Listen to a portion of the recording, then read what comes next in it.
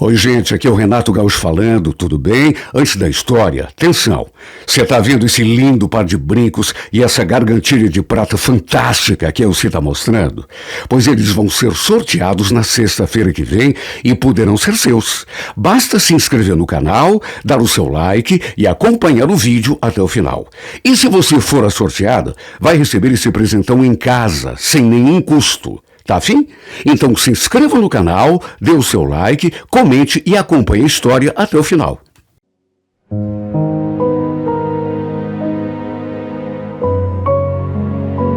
Renato Gaúcho apresenta A Força do Amor.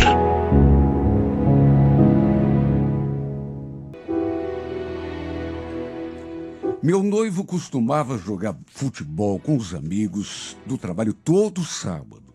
Era sagrado. Eu, inclusive, tinha ido uma vez vê-lo jogar, mas isso já fazia tempo.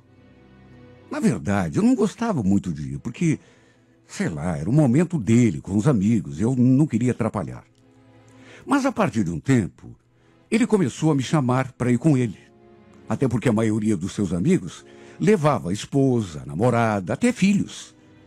E ele queria muito que eu fosse também. Enfim, de tanto ele insistir, acabei indo naquele sábado. Só que, juro que se eu soubesse que iria me deparar com aquela situação, não teria ido jamais. Lembro que chegamos à cancha, ele foi pro vestiário se trocar e eu fiquei ali, esperando. Me sentindo meio deslocada, até porque não conhecia ninguém. Estava ali distraída, pensando, sei lá no quê, quando, de repente, eu ouvi aquela voz e senti aquela mão assim no meu ombro. Stephanie, não acredito. O que você está fazendo aqui? Quando me virei para o lado, quem não acreditou foi eu. Porque era ninguém menos que o Júlio. Um ex-namorado que eu havia tido num passado já meio distante. Aliás, uma pessoa que, se eu pudesse, não gostaria de encontrar nunca mais na minha vida. Levei um susto quando olhei para a cara dele, ele ali bem do meu lado, olhando para mim com aquele olhar de surpresa. Meu Deus, como esse mundo é pequeno. Quando que eu poderia imaginar que fosse encontrar o Júlio justamente naquela cancha onde o meu noivo costumava jogar com os amigos? O fato é que o Júlio, ele fazia parte de um passado que eu queria muito apagar da minha vida. Tínhamos sido vizinhos. Mais do que isso, tínhamos sido namorados. Eu gostava dele. E por sua culpa, aprontei um monte. Naquela época eu tinha 16 anos. Quando a gente começou a se envolver, e o nosso relacionamento durou cerca de 4 anos. Eu só fazia loucuras naquela época. Saía e voltava à tarde da noite. Isso quando voltava. Em casa ninguém podia comigo. Normalmente estava com ele. Olha só para você ter uma ideia. Na época em que namoramos, até drogas eu usei. Bebida nem se fala. Foi um período muito conturbado, um período que, repito, se pudesse, eu apagaria. Meu noivo, por exemplo, nem sonho imaginava que eu tinha sido uma menina perdida, completamente inconsequente, antes da gente se conhecer. Deus me livre se ele descobrisse o que eu tinha aprontado, que eu tinha usado drogas, bebia. Foi uma época louca, em que eu só fiz burrada. Até hoje não sei como não acabei engravidando. Ou como não aconteceu coisa ainda pior, porque não tinha nada na cabeça. Para me livrar daquela vida, meus pais chegaram a se mudar de bairro, só para se ter uma ideia.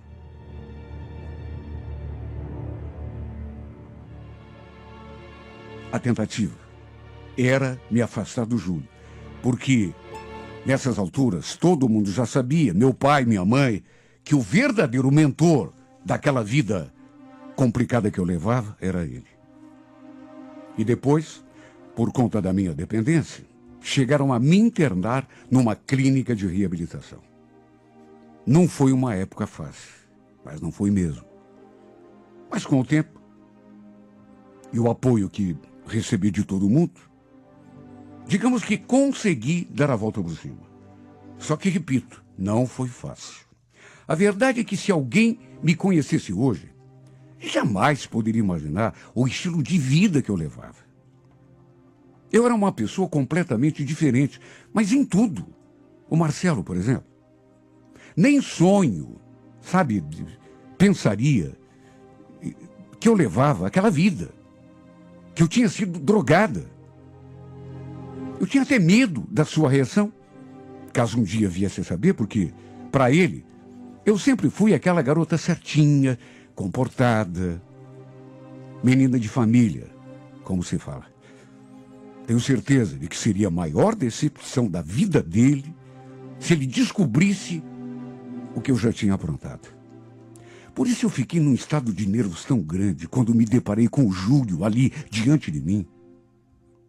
Eu fui pega de um jeito assim, que fiquei olhando para a cara dele sem saber o que falar. Nisso o Marcelo se aproximou e, como não sabia que eu e o Júlio nos conhecíamos, simplesmente cumprimentou o amigo, aí me pegou pela mão e me levou para um outro canto, sem desconfiar de nada. Olha, eu tremia, devia estar pálida. E ele percebeu. Tá tudo bem, amor? Você tá sentindo alguma coisa? Falei que não.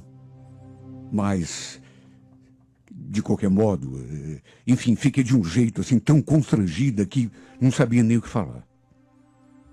Dei uma olhada assim, bem discreta para o Júlio. E vi que ele continuava olhando para mim, fixamente. Olha, graças a Deus que o Marcelo não percebeu nada. Até porque, como que eu ia explicar? Para resumir, o Júlio trabalhava na mesma empresa que o Marcelo. Os dois eram colegas de trabalho já há algum tempo e jogavam bola juntos todo sábado. Desde que meus pais tinham me internado naquela clínica, isso muitos anos antes, que eu tinha perdido completamente o contato com o Júlio. Nem sabia se ele ainda continuava ali, morando naquela rua, se ainda usava droga. Só sei que me arrependi amargamente de ter ido àquela cancha. Porque a última pessoa que eu queria ver na vida era ele. Imagine o meu pavor do meu noivo descobrir meu passado. O tipo de vida que eu levava antes da gente se conhecer. Meu medo era de que ele se decepcionasse. E até, quem sabe, deixasse de me amar, se afastasse de mim. Olha, eu preferia morrer a passar por isso. Porque o Marcelo, nessas alturas, era tudo para mim. Eu era completamente apaixonada por ele. Fiquei sentada ali no meu canto, assistindo o jogo, mas notei que o Júlio não tirava os olhos de mim. Devia estar tão surpreso quanto eu. E nem podia ser diferente, né? Olha, eu rezei tanto para que ele não falasse nada com o Marcelo. Não comentasse que a gente já se conhecia, que tínhamos sido namorados e tudo mais, que eu... Olha, quando o jogo acabou, eu só queria uma coisa: sumir de perto daquela cancha, ir embora o quanto antes. Eu tive de implorar para o Marcelo para irmos para casa. Precisei mentir que não estava me sentindo bem para ele concordar. Se bem que não foi de todo uma mentira, porque me sentindo bem é que eu não estava mesmo. Tudo para evitar ficar no mesmo ambiente que o Júlio. Sabe, só o fato de vê-lo já me trazia lembranças que eu não queria ter, sabe, imagens que eu gostaria de sepultar. Juro, me fez até mal aquele reencontro. A verdade é que a minha vida nunca mais foi a mesma depois daquele sábado. Eu passei a viver um verdadeiro drama. Tinha medo que o Júlio comentasse alguma coisa com o Marcelo. E o pior é que todo sábado ele vinha me chamar para ir vê-lo jogar com o pessoal. Eu sempre inventava uma desculpa, não queria ir. Notava que ele ficava chateado, mas o que eu podia fazer? Fui evitando o que pude, até onde deu. Só que naquele sábado, em especial, eu não tive como tirar o corpo fora. Lembro dele falando: Stephanie, hoje é um encerramento, viu? Esse ano a gente não vai mais jogar. Aí resolvemos fazer um churrasquinho de despedida. Vai ter cerveja, vai ser bem bacana. Você vai, né? Ele queria que eu fosse de todo jeito. E dessa vez eu não pude dizer não. Mesmo sabendo que o Júlio também estaria lá, não tive saída, a não ser concordar. Como o Júlio não tinha comentado nada ainda sobre nós com o Marcelo, achei que não fosse mais falar nada. Estremeci quando a gente se viu de novo, principalmente porque dessa vez o próprio Marcelo nos apresentou. Repito, ele não sabia que a gente já se conhecia. Olha, o Júlio fez uma cara quando soube que eu e o Marcelo estávamos noivos. Eu evitei a todo custo ficar perto dele, só que na hora do jogo, ele, que acabou não jogando, se aproximou de mim e sentou ali do meu lado. Gelei quando ele puxou o assunto. Nossa, que coincidência a gente se encontrar, né, Stephanie? Você sabe que até agora não estou acreditando. Aliás, também não estou acreditando que você está noivo do Marcelo. Me diga, ele por acaso sabe de nós? Você comentou alguma coisa para ele? Claro que não, né? Não falei nada. Aliás, eu queria muito te pedir que também não falasse, não comentasse nada com ele. Deixasse quieto essa história, até porque faz tanto tempo, né, que a gente... faz mesmo muito tempo. Mas sabe que para mim, às vezes, parece que foi ontem? Quando eu te vi aquele dia aqui, chegou a passar um filme na minha cabeça. Cheguei a lembrar de todas as loucuras que a gente fez. Você lembra? A gente era bem doido, né? Não era? Júlio, por favor. Não quero falar sobre isso. Pelo amor de Deus, vou te pedir de novo. Não comenta nada com ele. O Marcelo, ele ficou olhando assim para minha cara. Sabe, um sorriso assim meio irônico, sei lá. E eu reforcei o pedido. Por favor, Júlio. Eu te peço de joelhos se precisar. Aliás, me dá licença, eu preciso ir ao banheiro. Falei aquilo e levantei. Mas ele não se deu por achado. Ei, calma. Até parece que está com medo de mim. Sou eu, Júlio. Eu não mordo. Olha, cheguei a pensar que ele fosse vir atrás de mim. Mas graças a Deus isso não aconteceu. E depois que voltei do banheiro, ele ainda se aproximou novamente e começou a tentar falar do passado, de novo. Eu não sabia mais o que fazer. E mais uma vez pedi que ele se afastasse e não comentasse nada com o meu noivo sobre o que tinha acontecido no passado, sobre aqueles 4 anos de namoro, de loucuras. Olha, eu fiquei num estado de nervos. Porque mesmo eu me afastando, ele não tirava os olhos de mim. E para complicar, depois do jogo, o Marcelo ainda veio me perguntar: escuta, Stephanie, o que tanto você conversava com o Júlio? Por acaso ele não está te paquerando, né? Claro que não, nada a ver. A gente está falando sobre o jogo. Notei que ele ficou com a cara assim... Sabe aquela desconfiança? Ele não devia ter gostado nada de me ver conversando com o seu amigo. E isso que ele não sabia de nada do que havíamos sido no passado um para o outro. E se já ficou desse jeito, só de ver a gente conversando, imagine se soubesse do resto. Minha vontade era de ir embora. Só que Não dava. De que jeito? Se ainda tinha o bendito churrasco. O pior de tudo foi que, depois que começou a rolar o churrasco, todo mundo ali se divertindo, pelas tantas, eu notei que os dois ficaram conversando. E só eu sei o meu pavor. Eu não queria jamais que o Marcelo ficasse sabendo de tudo o que tinha rolado. Da pessoa que eu era antigamente. Principalmente quando convivia com o Júlio. Podia até não ter nada a ver, mas meu medo era de que ele se decepcionasse comigo, que o encanto se quebrasse e, no fim, ele me deixasse de me amar. Eu já o amava tanto que preferia morrer a perder o seu amor. Olha, ergui as mãos para o céu quando aquele churrasco terminou e finalmente fomos embora. Mesmo assim, ainda aconteceram aquelas despedidas, aqueles abraços, e até o Júlio veio se despedir de mim. Eu gelei nessa hora, porque ele me abraçou. Mais do que isso, aproveitou para sussurrar no meu ouvido. Nossa, como você está bonita. Mais bonita ainda do que naquele tempo que a gente namorava, sabia? Olhei na mesma hora para o Marcelo, com medo de que talvez ele estivesse reparando na gente, ou pior, estivesse perto e tivesse até escutado alguma coisa. Dei graças a Deus quando entramos no carro e saímos dali. Só que o meu drama estava só no começo.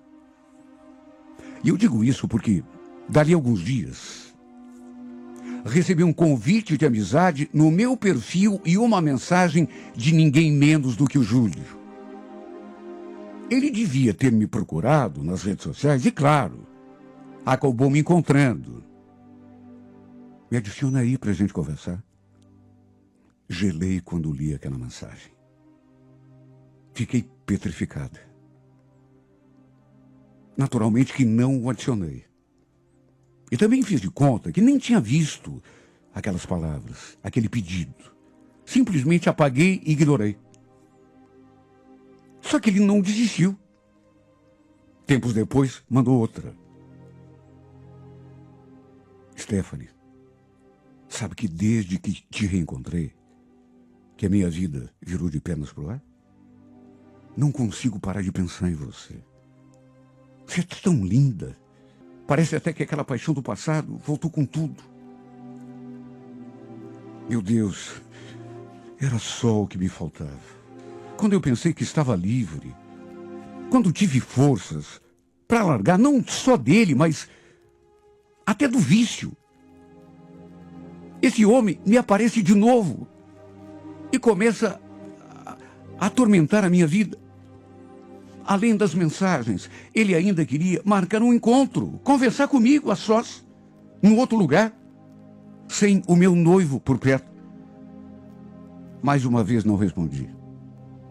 Apaguei, ignorei completamente. Como não dei a mínima. Ele perguntou se eu não ia falar com ele, nem aceitar o seu pedido de amizade. Sabe quando a pessoa não se toca? Puxa vida, se eu mando mensagem para alguém e a pessoa não responde, eu logo imagino que ela não esteja afim de conversar comigo. E paro de incomodar. Só que ele fez justamente o contrário. Dia após dia, me mandava uma mensagem atrás da outra. Como era no privado, eu não me importava, até porque apenas eu podia ver. Tinha apenas o trabalho de ler e apagar. Até que um dia, entre uma coisa e outra, ele escreveu aquilo assim, mas com um tom de ameaça tão grande. Me diga, Stephanie, o que acontece se por acaso o Marcelo fica sabendo de nós, que a gente foi namorado, que ficamos juntos por quase 4 anos? Como será que ele vai reagir? Será que vai ficar bravo comigo? Terminar a amizade? Repito, ele não falou claramente, mas deu a entender. Foi uma ameaça. Só se eu fosse muito tola para não entender. Isso me deixou tão apavorada. Por isso, pela primeira vez, respondi a uma mensagem dele. Júlio, por favor, não fala nada para ele. O Marcelo é genioso, eu tenho medo que ele não entenda. Parecia até que ele estava esperando pela minha resposta. Oh, apareceu! O que houve que não estava me respondendo? Não aconteceu nada, Júlio. Só estou querendo evitar uma situação chata. Te peço mais uma vez, não cometa nada com o Marcelo. Ele retrucou. Fica tranquila, baby. Não vou falar nada, não. Quer dizer, depende dos agrados, né? Queria tanto me encontrar com você pra gente conversar. Mas você tá fazendo um doce. Vou te contar, viu? Tem nada a ver. É que... Eu já falei, eu quero evitar uma situação constrangedora. Não é legal da minha parte me encontrar com outra pessoa. Eu tenho um noivo. Sou apaixonada por ele e o respeito acima de tudo. Ele parecia não entender. Não disse com todas as letras, mas deu a entender que estava condicionando o seu silêncio a um encontro entre nós. Ou seja, se eu topasse encontrá-lo, ele não abriu o bico. E ainda acrescentou: só quero conversar com você, Stephanie. Sem o Marcelo do lado ali vigiando, só isso. Olha, eu me senti numa encruzilhada. Era uma coisa absurda. Por isso, num impulso, retruquei. Não posso fazer isso, Júlio. E se por causa disso, você quiser contar tudo pro Marcelo, tudo bom. Tá certo. Eu vou entender. Conte pra ele. Escrevi aquilo. Depois apaguei todas as mensagens e o bloqueei. Para que ele não pudesse me mandar mais nada ali pelo meu perfil. Claro que fiquei com o coração na mão, apavorada. Imagine, se ele ficasse zangado por conta disso, só de pirraça, por vingança, podia contar tudo pro meu noivo, mesmo que eu não tivesse devendo nada, porque não tinha traído o Marcelo, mas sabe aquele medo que a pessoa, sabe, não entenda? Era uma coisa do passado, mas tem muito homem que, pelo passado, abre mão da mulher. Eu já vi isso acontecido com amigas minhas, inclusive. Tinha medo que ele reagisse mal, se decepcionasse, se descobrisse que eu tinha sido uma pessoa completamente diferente num passado não muito distante. Não era aquela garota certinha que ele tinha idealizado. O pior é que eu amava tanto, que só de pensar que isso pudesse acontecer, já sentia até uma tontura. Repito, aquilo fazia parte do meu passado. Agora eu era uma pessoa completamente diferente. Mesmo assim, a gente nunca sabe a reação da pessoa. Vai que um encanto se quebrasse, ele se decepcionasse comigo. Até hoje, isso já faz algum tempo, ele nunca veio conversar comigo sobre nada. Nunca veio me cobrar nada. De modo que o meu primeiro pensamento é de que o Júlio, mesmo tendo ficado zangado, não comentou nada sobre aquilo que aconteceu entre nós no passado e o tipo de pessoa que eu era. Só que não sei, talvez seja impressão minha, mas às vezes eu sinto que o Marcelo fica me olhando de um jeito tão esquisito. E aí começa aquela coisa assim na minha cabeça. Será que ele sabe de alguma coisa? E talvez só não tenha coragem de entrar no assunto comigo? Se o Júlio falou algo para ele, não sei, até hoje. Só sei que a gente continua junto, noivos. Eu e o Marcelo. Acho que fiz bem em não ceder àquela chantagem do Júlio, porque é como dizem, né? Quem cede uma vez, cede duas, três. E sabe Deus onde toda essa história poderia parar. Amo demais o Marcelo.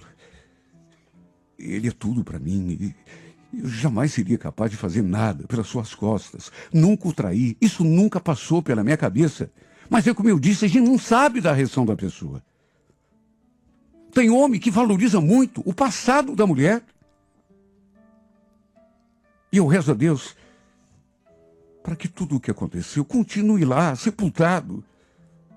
Não sou mais aquela menina desmiolada, inconsequente. Eu mudei, e mudei muito. Meu Deus, me ajude, eu não posso perder o amor da minha vida por conta de coisas que eu não faço mais, que eu não sou mais. Seria o maior castigo para mim por uma coisa que eu fiz lá atrás. Decepcionasse o homem que, desde que chegou, desde que atravessou meu caminho, eu sei que é o amor que eu sempre esperei. O homem da minha vida. Aquele que, se tudo der certo, será ainda meu marido. Pai dos meus filhos. Pai dos meus filhos. Eu nunca estive tão apaixonada por alguém.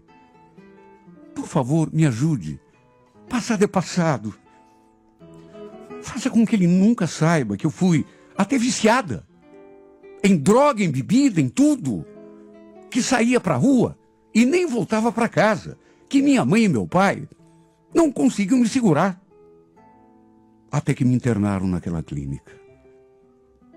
Será que a gente não pode errar? E depois, ao endireitar, ao tomar um outro rumo, será que essa pessoa não merece ser feliz? Eu só quero ser feliz, meu Deus. Por isso me ajude. Porque é a única coisa que eu quero da vida. Amar e ser amada. Ser feliz com aquele que eu escolhi para ser o homem da minha vida. E na próxima quarta-feira, 4 de maio, 11 da manhã, não perca. Eu olhei para Larissa para ver se ela tomava alguma atitude, mas ela ficou quieta. Então eu fui obrigado a falar. Larissa, você não vai falar nada? Você vai deixar esse cara mandar na tua filha? Tudo bem que é padrinho dela, mas não é o pai. Ele não gostou quando eu falei aquilo. Chegou a retrucar. Me mandou até calar a boca. E aí a gente começou a discutir feio. E foi então que, de repente, pro meu espanto, a gente ali batendo boca, eis que a Larissa soltou um grito e mandou a gente parar de brigar. Depois, já chorando, ela falou uma coisa que me fez sentir um gelo na espinha. Você quer saber? Eu não aguento mais, Eu tô cansado de mentir, de ficar escondendo que a Ana é... A Larissa trabalhava numa cafeteria no mesmo shopping onde eu era segurança. Eu aparecia ali de vez em quando para tomar um café, fazer um lanche rápido. E ela me tratava com tanta simpatia que foi inevitável me encantar. Sorriso lindo, o jeito de atender os clientes que, olha, me conquistou assim de saída. Aos poucos eu fui me aproximando, puxando conversa, procurando saber mais coisas sobre ela. E para minha alegria, ela falou que era solteira, morava com a mãe e tinha uma filha de 6 anos. Perguntei por onde andava o pai da menina, mas ela desconversou, não quis falar do assunto. E eu, naturalmente, achei melhor não insistir. Era uma moça tão bonita e tão simpática, assim, encantadora, que eu juro, jamais imaginei que pudesse se interessar por um cara como eu. Eu sempre me achei um cara tão comum. Mas teve uma semana que eu tirei um período de férias. Tinha os dias atrasados e a gente não se viu nesse período. Senti saudades dela, inclusive. Mas, sinceramente, nem imaginei que ela tivesse reparado que eu estava ausente. Só que assim que voltei do trabalho, já naquele primeiro dia, eu apareci ali na cafeteria e, para minha surpresa, ela falou: "Nossa, o que houve, Miguel? Você sumiu?" Senti sua falta, sabia? Sentiu minha falta? É sério isso? Olha, nem eu mesmo acreditei. Expliquei que tinha pegado alguns dias de férias, que estavam atrasados, e aproveitei a deixa e falei que também tinha sentido falta dela. Até porque tinha sentido mesmo. E tudo isso fez com que a gente se aproximasse mais. Resumo, um dia acabamos marcando de nos vermos ali depois do serviço. E foi nesse dia que já trocamos nosso primeiro beijo. E quer saber?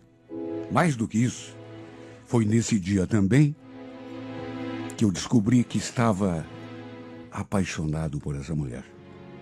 E não apenas encantado. O fato é que começamos um relacionamento que foi se tornando mais forte, mais intenso a cada dia. Até que algumas semanas depois, ela me levou em casa para conhecer sua mãe, sua filha. E eu fui super bem recebido. O tempo foi passando, a gente foi ficando cada vez mais unido. E foi só depois que o nosso namoro começou, e começou a ficar mais sério, que ela abriu o jogo comigo em relação ao pai da sua filha. Até porque volta e meia eu perguntava dele. Olha, eu fiquei espantado quando ela falou. Tem uma coisa muito chata a respeito do meu passado, viu? Porque se eu pudesse, juro que eu esqueceria, Miguel. Eu fui violentada. Foi assim que eu tive a Ana. É por isso que eu não gosto de ficar falando sobre o pai dela. Você entende? Para mim, aliás, a Ana não tem pai. Na verdade, quem tem feito esse papel é o Antônio, meu cunhado. Ele é padrinho da minha filha. Eu já conhecia o Antônio. Marido da irmã da Larissa. Só que, sei lá, eu achei um cara tão esquisito. Na primeira vez que a gente se viu, por exemplo, lembro que eu me aproximei dele para puxar conversa, né? Mas ele não me deu muita bola. Fiquei sentido por aquilo que tinha acontecido com ela. Imagine, tinha sido violentada. Sua filha era fruto dessa violência. Fiquei só imaginando o quanto ela não devia ter sofrido. O fato é que quanto mais o nosso relacionamento se estreitava, mais eu notava que o Antônio era realmente muito presente na vida daquela menina. Ele sempre aparecia para vê-la, dar um beijo nela, levar alguma coisa. Isso quando não ia buscá-la para passar o dia com ele na sua casa.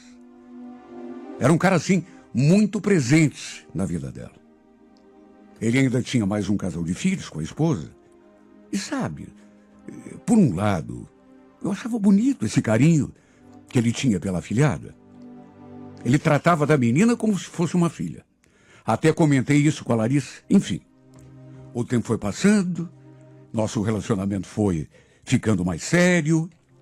Não perca, é na próxima quarta-feira, 4 de maio, 11 da manhã, na íntegra, a emocionante história de Miguel e Larissa em mais uma edição de A Força do Amor.